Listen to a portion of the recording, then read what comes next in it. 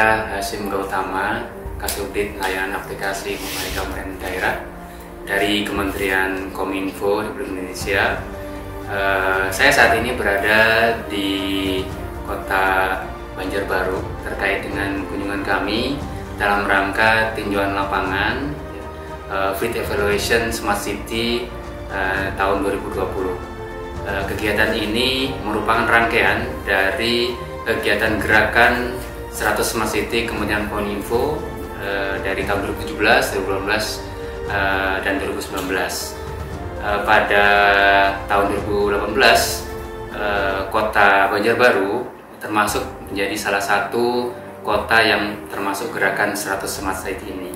Nah, ketika gerakan 100 Smart City itu kami melakukan bimbingan teknis ya pada tahun 2018 kepada Kota Banjarbaru dalam rangka untuk menyusun master plan dan menyusun quick wins dalam gerakan 100 Smart City tersebut. Evaluasi yang kami lakukan sebelumnya adalah evaluasi secara administratif dari hasil-hasil laporan quick wins dalam bentuk video, dalam bentuk master plan yang disusun dalam buku master plan Kota Banjarbaru. Nah, sedangkan untuk kali ini kami hadir ya di Kota Banjarbaru untuk mengecek di lapangan ya bukti-bukti yang ada di lapangan terkait perkembangan inovasi-inovasi yang dilakukan di Kota Banjarbaru dalam gerakan 100 Smart City ini.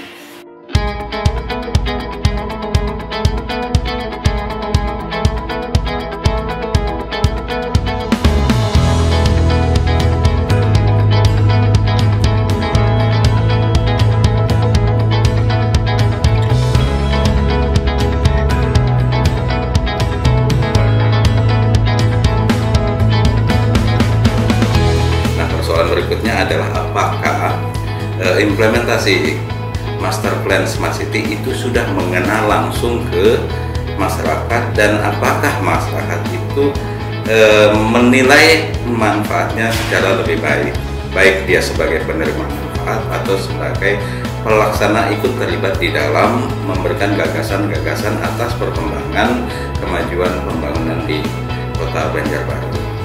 2 hari evaluasi lapangan ini, yang pertama kita lakukan di dalam ruangan dalam bentuk pelatihan mengenai bagaimana mengisi tentang kuesioner yang harus nanti disiapkan.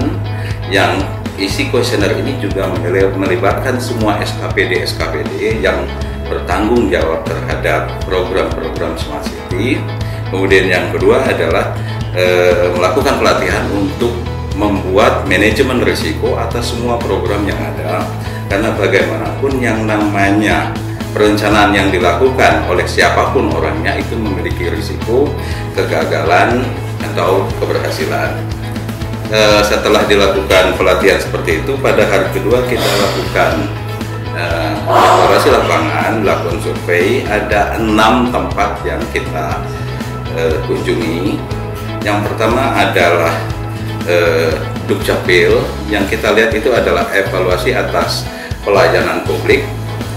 Secara umum apa yang dilakukan oleh Kota Banjarbaru di dalam pelayanan publik sangat bagus sekali, luar biasa, karena sudah bisa menjanjikan layanan publik itu hanya dalam 1 hari selesai. Nah, ini kiranya perlu ditingkatkan, misalkan dengan memberikan info kepada masyarakat bahwa kapan misalkan KTP yang sebelumnya tidak ada belangkonya lalu bisa diambil, dan itu sehingga masyarakat datang ke situ tidak spekulasi apakah jadi atau tidak jadi. Nah, kemudian kunjungan yang kedua kita lakukan ke rumah sakit ya, ke rumah sakit untuk melihat implementasi dari program Lapat Enak, lahir langsung mendapatkan akte kelahiran anak, dan ini sudah berjalan dengan baik. Dari info yang kita lakukan, ternyata program ini juga sudah dilakukan berbarengan dengan pemberian akta lahir juga melalui kerjasama dengan bidan, dan juga pemberian akta lahir yang dilakukan kerjasama melalui kelurahan-kelurahan.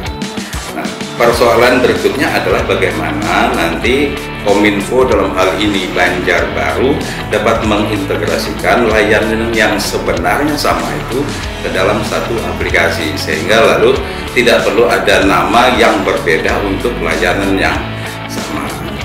Kemudian yang ketiga, kita langsung ke binaan dari dinas sosial dalam bentuk pemberian rumah dan fasilitas untuk usaha bagi penyandang disabilitas. Pada prinsipnya, para penyandang disabilitas ini memberikan penghargaan yang luar biasa bagi pemerintahan Kota Banjarbaru karena sudah memberikan mereka kemudahan, tidak perlu memikirkan rumah tinggal. Persoalan yang harus dihadapi di situ adalah bahwa pada saat mereka pindah dari lokasi yang lama, otomatis langganan-langganannya itu ditinggalkan, sehingga secara umum mereka sekarang harus merintis lagi langganan-langganan yang baru. Permintaan mereka adalah bagaimana pemerintah kota, dalam hal ini Dinas Kominfo, bisa memfasilitasi dan mempromosikan usaha mereka kepada setiap level masyarakat bahwa ada fasilitas massage yang dilakukan oleh penyandang disabilitas. Itu yang ketiga. Kemudian yang keempat, kunjungan berikutnya kami tadi sampai ke bank sampah yang sudah berjalan sejak tahun 2008 dan ternyata memang sampai sekarang digabung dengan sekian banyak kegiatan-kegiatan yang lain, dalam hal ini kegiatan keagamaan dan kegiatan PKK. Motor utama dari bank sampah ini adalah ibu-ibu, ya. Satu hal yang patut kita hargai, karena kalau ibu-ibu yang ada di situ kita tahu itu mereka merupakan tulang punggung rumah tangga, sehingga kalau ibu-ibu ikut terlibat, maka kita pastikan bahwa rumah tangganya juga akan terlibat di dalamnya. Karena bagaimanapun, kalau ya suami yang ada itu untuk keluarga, tetapi kalau ibu-ibu yang terlibat di dalamnya, semuanya juga untuk keluarga, bukan untuk dirinya sendiri. Mereka meminta bantuan macam-macam, termasuk diantaranya adalah ya, fasilitas untuk mengkalibrasi timbangan, kemudian ada fasilitas-fasilitas untuk bagaimana supaya dari kelurahan-kelurahan lain juga bisa sampai ke mereka. Kemudian yang dua, yang terakhir, kami mengunjungi Kampung Purun dalam rangka melihat implementasi dari program Smart Branding dan Smart Economy. Tujuannya adalah apakah yang namanya branding itu secara langsung bisa mengena pada dua hal: peningkatan pendapatan keluarga, kemudian yang kedua, apakah ini juga akan meningkatkan daya jual pemerintah kota atau Kota Banjarbaru. Nah, yang namanya Kampung Purun itu mereka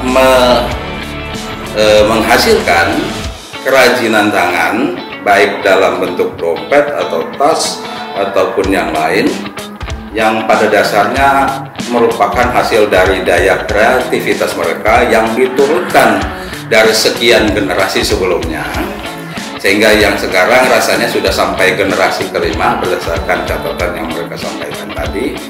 Yang kami datangi tadi ternyata ada langsung 3 generasi yang berada di situ, mulai dari nenek, anak, dan cucu. Nah, mereka di sini. Nah, itu adalah sumber pendapatan mereka. Menurut pengakuan, selama 1 tahun terakhir ada peningkatan jumlah order yang mereka terima. Itu berarti bahwa selama 1 tahun ini juga Kota Banjarbaru bisa memberikan fasilitas yang baik bagi masyarakat untuk mendapatkan peningkatan pendapatan. Namun tetap saja di mana-mana ada baiknya, tapi tetap ada kelemahannya. Kelemahan mereka yang utama adalah dalam hal pendanaan. Sehingga yang mereka minta itu adalah apakah memungkinkan mereka mendapatkan bantuan dana dari pemerintah. Bantuan dana ini bukan dalam bentuk dana diberikan secara gratis, tetapi kalau memang terpaksa mereka juga bersedia untuk mengembalikannya dana itu. Jadi sifatnya berbentuk pinjaman. Kemudian bantuan kedua yang mereka butuhkan adalah fasilitas atau pelatihan yang berkaitan dengan pembuatan desain. Karena pembuatan desain ini akan memberikan nilai tambah bagi mereka supaya nanti kualitas dari produk yang mereka buat, kemudian variasi produk yang mereka buat itu bisa disesuaikan dengan perkembangan zaman dan sesuai juga dengan selera konsumen. Dengan kata lain, kalau kita bicara seperti itu, artinya produk yang ditawarkan itu bukan produk yang dari dulu sampai sekarang hanya seperti itu, tetapi sudah bergeser sesuai dengan pergeseran selera konsumen. Pada dasarnya, secara umum selama 1,5 tahun implementasi Master Plan Smart City, Kota Banjarbaru sudah menunjukkan peningkatan yang cukup luar biasa. Walaupun di sana sini masih ada beberapa catatan. Diharapkan dengan langkah berikutnya mencari feedback dari masyarakat bisa mendapatkan hal-hal lain yang juga bisa digunakan untuk mengambil kebijakan untuk program